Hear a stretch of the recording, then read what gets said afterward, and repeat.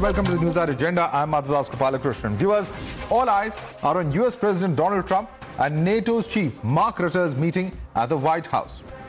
Time and again, Trump has pushed for NATO countries to spend more on defense and has threatened to pull US support for members who don't pay at least 2% of their GDP on defense. Now, this crucial meeting comes as Ukraine had accepted a 30-day ceasefire proposed by the US following critical peace talks between US and Ukraine officials in Saudi Arabia. Now, a US delegation is in Moscow for the peace talks. After the Ukraine and US peace talks, Russia has emphasized that any peace deal would be on Moscow's terms, not Washington's. Russia has also stressed that it does not want a temporary ceasefire in Ukraine and emphasized that NATO should not be part of the discussion. Listen in to the Russian side. We agree with the propositions to stop hostilities, but we proceed from the fact that such ceasefire should be such that would lead to a permanent peace and remove the initial, original causes of the crisis. As negotiation efforts over potential ceasefire in Ukraine speed up, US President Donald Trump issued a stark warning to Moscow, suggesting that the US could take severe financial action if Russia doesn't agree to the proposed truce. Listen in. There are things you could do that wouldn't be pleasant in a financial sense. I can do things financially that would be very bad for Russia. I don't want to do that because I want to get peace. I want to see peace, and we'll see. But in a financial sense, yeah, we could do things very bad for Russia. It would be devastating for Russia. Joining us for more on this critical meeting is Jessica Stone from Voice of America. Jessica, thanks so much for joining us. What's on the agenda of this meeting, given that President Trump's already spoken out strongly against the relevance of NATO and that EU countries should be paying for the NATO in the past? Yeah, that's really true. Going into this, we know that the Secretary General is going to be arriving here around noon local time. He's going to be in the Oval Office just to my left with the president, and following that, he'll have a working lunch. Yesterday, Press Secretary Caroline Leavitt said that she expects Trump to raise again the issue of Rutte pressuring his fellow NATO members to increase their defense spending to 5% of GDP. You'll recall that during the first Trump administration, he pressured them to meet their obligation to 2% GDP, and many of them have since done so. Rutte's goal really here is to justify NATO's presence, obviously justify NATO's involvement in the Ukraine peace talks, and even in the peacekeeping conversation, because of course Ukraine wants peacekeepers on the ground, and those well could be NATO peacekeepers. Ukraine being a prime example of why NATO members believe they should still be a part of this conversation, and many others. Right, and with Russia also making its position clear and Ukraine waiting in the wings for a breakthrough, how does this meeting change equations at all? Definitely makes the job of Steve Witkoff, the U.S. envoy who is now in Russia, to make the case to the Russians directly about their need to participate in the talks towards a U.S.-Ukraine ceasefire deal. You know, he came to Moscow with a deal that the Ukrainians have already acquiesced to, a 30-day ceasefire. But during his flight, the Russians basically made their position clear that they will not allow NATO membership for Ukraine as a red line in terms of their participation in the talks. And they also said that they do not want any foreign troops on Ukrainian soil. Well, those are two very important things to Ukraine. And even though the Americans have taken off the table the offer to have NATO membership for Kyiv, it's very clear that the Ukrainians want some sort of security guarantee, because they do not believe the Russians will stop the fighting if they do agree to a ceasefire. The White House has, meantime, not ruled out Trump himself calling President Putin to make the case of why Russia should participate in these talks, but it is also unclear at this hour what would it take to make sure that Russia participates in this ceasefire. That is the case that Steve Witkoff, the U.S. envoy, has to make to the Russians, and perhaps we know that Mike Waltz, the national security advisor here at the White House, has already made that case as well to his counterpart. But those in-person talks receiving even more pressure as a result of Russia's position. Jessica Stone, Voice of America correspondent, thank you so much for bringing us that ground report from the White House. You were watching the NewsHour at 10 Agenda, debate number 1 on Times Now. Super Prime Time. Let's go right across to our guest now. Joining us is David Sofaer. He's a Republican strategist. Joining us also is Ben Aris, editor-in-chief of BNE, former bureau chief for Daily Telegraph from Moscow. With us also is Adam Schwartz, author and political commentator. Joining us also is Alexander Krev, who's a Ukrainian Prism think tank as well as senior lecturer at the Kiev Mohila Academy, joining us at the moment. Thank you so much, gentlemen, for joining us. David Sofaer, what can we expect from this particular meeting? We know what President Trump has already said when it comes to NATO and EU's responsibility in terms of their financial obligations. Given what we've seen over the last 2 weeks, what are we looking at as any kind of outcome from this particular meeting in your view? David. Sure. Well, first of all, thank you very much for having me, and we are quite excited to go meet with our friends at NATO. With that being said, you know, NATO has a tendency to do one thing, to say one thing and do something else in regards to Ukraine. I mean, let's face it, dating back to 2014, you know, they never put Ukraine forward or did anything in a very meaningful way to help peace, help democracy in Ukraine. They are huge trading partners with Russia, and they still are. So we've put forward a very good pathway to a ceasefire with a great way to really make long-lasting peace, which I think we should all be unanimously excited about. You know, with this administration, we probably accomplished more for peace in 90 days than the previous administration's, you know, blank check. You know, which has proved very ineffective. So, you know, it's not going to be perfect. It certainly won't be pretty. But at the end of the day, we are cautiously optimistic that long-lasting peace is imminent without the use of military force. Okay, and we're cautiously optimistic, a number of adjectives that you've used there. You know, given what's happened with Zelensky and Trump's meeting, one really does not know what to expect from diplomatic engagements these days. But let me bring in Adam Schwartz, since you mentioned NATO, and what really is NATO's expectation and NATO's flip-flops that are being spoken about here. Adam Schwartz, would you like to respond to David? Because he says that NATO itself and its own positions that have, you know, not really helped in terms of resolving situations on ground also are part of the problem. Your response? Well, I think, you know, most in Europe wouldn't present NATO as part of the problem, really. I think what NATO has been able to do very effectively is actually coordinate a lot of the Western military support for Ukraine in its resistance against Russia's imperial invasion. Now, of course, that's gone on for several years now, and actually Trump is trying to resolve the situation through negotiations, which I think, you know, a lot of people look forward to. But I think, you know, NATO has quite a difficult role potentially in terms of its involvement, if any involvement whatsoever, going forward in terms of Ukraine, mostly due to the fact that Trump has already effectively ruled out NATO being accepting Ukraine as part of the deal. We know that Putin himself has already rejected the concept of Ukrainian NATO membership.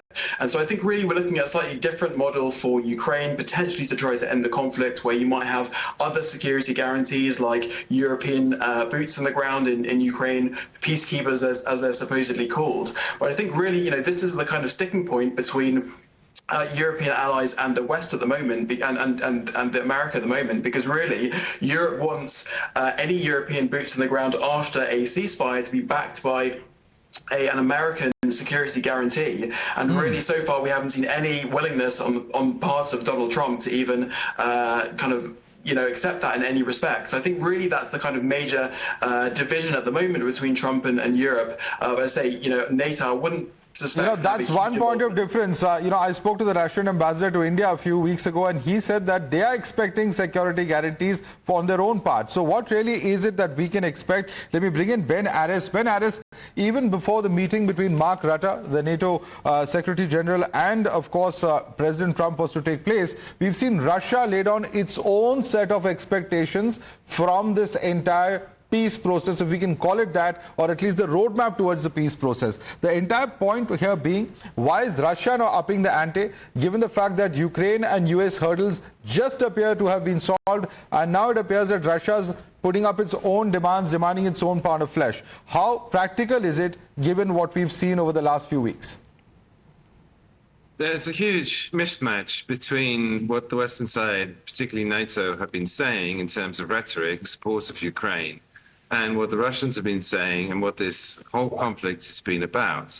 So from the very beginning, starting with, if you want to put a pin in it, the 8 demands that the Russian Foreign Ministry issued in December 2021, it said, and it began with, that Ukraine, it wanted ironclad guarantees that Ukraine never ever joined NATO. This is a security issue for Putin. I know that some have been saying that Putin wants to destroy Ukraine, but he himself has been saying for over a decade and a half that he's been worried about NATO expansion, that Russia was promised, or rather the Soviet Union, Gorbachev would promise no NATO expansion, and yet it happened. And so he wants to put an end to that with legally binding guarantees that it won't join NATO, because he's basically worried about NATO troops and particularly NATO missiles in Ukraine, 5 minutes flight time from 11 Russian cities. And nevertheless, since this war started, that NATO's been saying we're going to stand with Ukraine for as long as it takes, but it's all rather empty rhetoric in so much as push has come to shove. Zelensky said, look, in order to provide Ukraine with long-term guarantees that Russia will not attack again, we need at best NATO membership, at worst bilateral security guarantees with European countries. None of those have been forthcoming. Right. That NATO has said outright it will not take Ukraine in, and the European partners, whenever asked about security guarantees, boots on the ground, have always dodged the question. All right. Let me bring in fact, Alexander Krev as well. He represents the Ukrainian point of view. Alexander, what does Ukraine make of all of this? Because, while Ukraine may have had its own aspirations for NATO, that's firmly ruled out by the United States. And without United States help, you're definitely not going to be able to get any kind of resolution. At least that much is clear from Ukraine's own set of demands. How much of what Russia is now proposing is Ukraine ready to settle for? Well, first and foremost, we do understand that 90% of Russian proposals are the so-called red line for Ukrainian government and for Ukrainian population as well. Because it's not only about the territories or some legal status of territories, it is also about the prospects, the strategic prospect of Ukrainian security, and which is the most important part for Ukrainian society, is the concrete non-repetition of Russian aggression. If we go along with Russian demands, the Russian aggression in the future, when Ukraine will have no guarantees, no security guarantees, no allied support, nothing at all, Ukraine will be susceptible for new Russian attack, which will be much more devastating than the one in 2014 and the second one in 2022. So basically for Ukraine and for Ukrainians, the Russian demands means capitulation, which obviously is not an option for Ukraine. And of course, you do state it correctly that as of now, NATO membership is far from being a reality.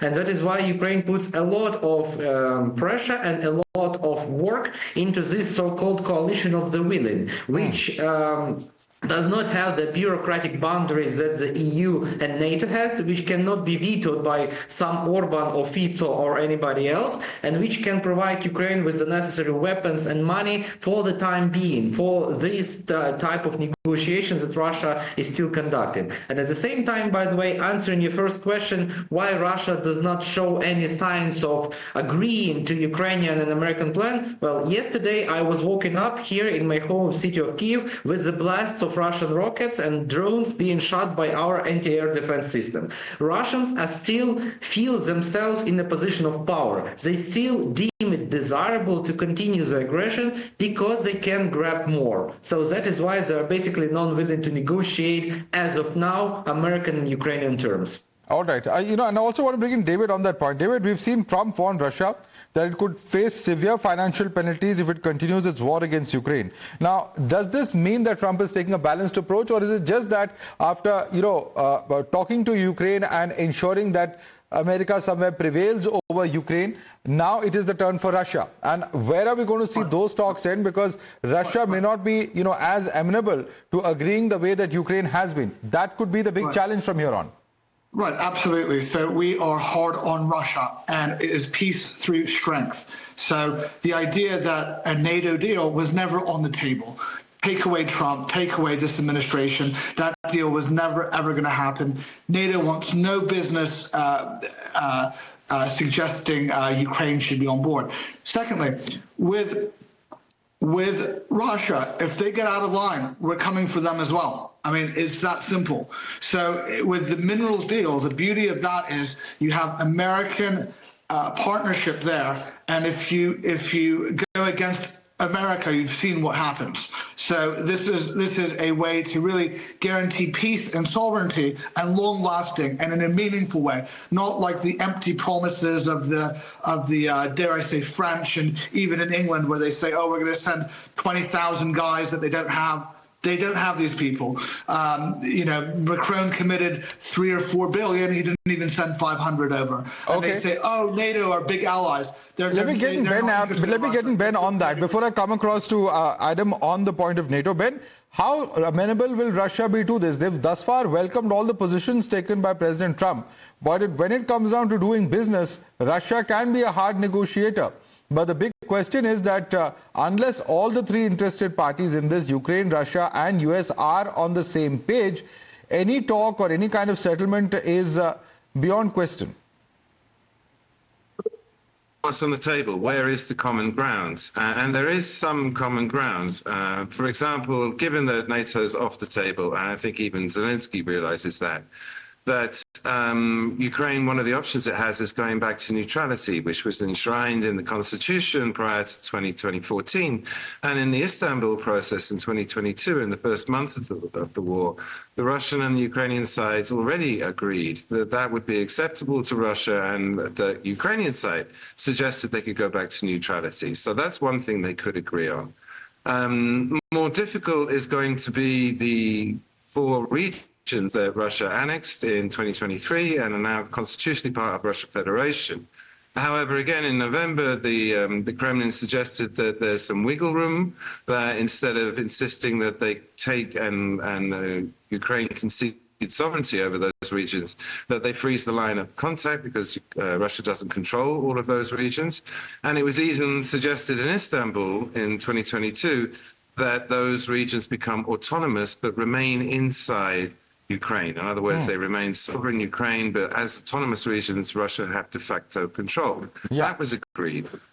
So that could come up again. Alexander, is that something that Ukraine is willing to accept at all? Because even as we talk, Russia appears to be, ramping up its offensives. There are parts of Ukraine which, of course, Russia completely controls, and those parts perhaps are poised to increase in coming days. With the fact that Ukraine had a bit of a jolt, given that there was no intelligence or military aid coming in from the US for that short period following the fracas inside the White House.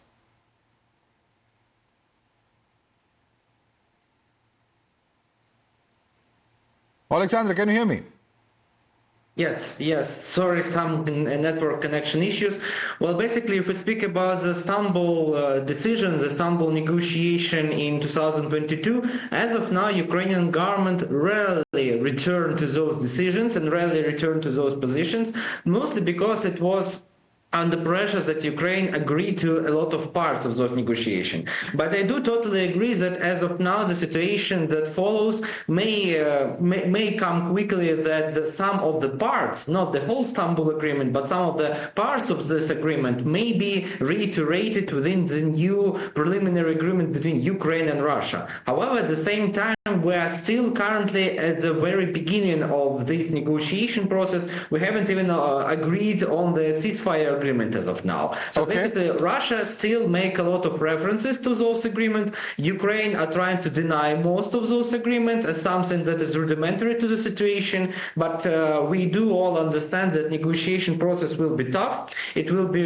resolved only with mediation from the United States and the support of European partners and non-European partners of Ukraine. So finding the middle ground, no doubt, is going to be very tough. But Adam Schwartz, one of the biggest factors has been Trump's entire positioning around NATO. Now, he's actually gone ahead and announced the tariffs on EU. EU has now announced retaliatory tariffs. Very clearly, he's got an America where he wants to cut down on spending, because the belief within the US is that unless, they cut down their spending, they won't be able to do enough justice to the kind of massive debt that the US has. And given that, how likely is this kind of positioning? And there are those within EU, such as Italy, saying that, look here, we have to increase our defense spending. How likely is the possibility that now other members of the NATO would wake up and, perhaps find that there is a necessity to this, because the fear within the EU is that if it's Ukraine tomorrow and this doesn't stop, then Poland and the rest of Europe could be next? Well, I think really from Trump's first term, he was pushing this idea that other NATO allies should be upping their defense spending. I think that's something that, Europe and Canada largely accepted. It's something that I would accept as well. It doesn't make sense for one country to be really the anchor of all Western security. And I think that's something that we have seen really, again, from Trump's first term, that Europe and Canada have been upping their defense spending. But I think really the bigger concern for European allies is, in fact, that not just Trump is just playing hardball and he's just trying to get NATO allies to increase their defense spending, but in fact his actual genuine ideological commitment to NATO doesn't even exist. I think every single time he's been asked, would the United States under his leadership in his second administration actually support NATO allies if they're attacked, he's never ever given a concrete answer that actually said that he would under the Article 5 treaty, and I think that's something very concerning. Now, if you put that in the context of some of the comments that Trump has made about Russia, about Putin being much easier to deal with than Zelensky, that, of course, raises very serious concerns about Trump's motivation, not just whether he may be impartial between Russia and Ukraine, but actually whether he actually genuinely supports Russia in this. I think there are so many aspects that support that, and I think really that is the biggest concern at the moment. All right, Adam, we'll have to leave it there. I'd like to thank you as well as David Sofer, Ben Aris, Adam Schwartz, of course, and Alexander Kreb for joining us and breaking this down. Of course, very, very crucial meeting. What will happen at that meeting between Mark Rutte and President Trump remains to be seen, but certainly a crucial one. The entire world will be watching for the outcomes from that particular meeting. Thanks so much for joining us this evening.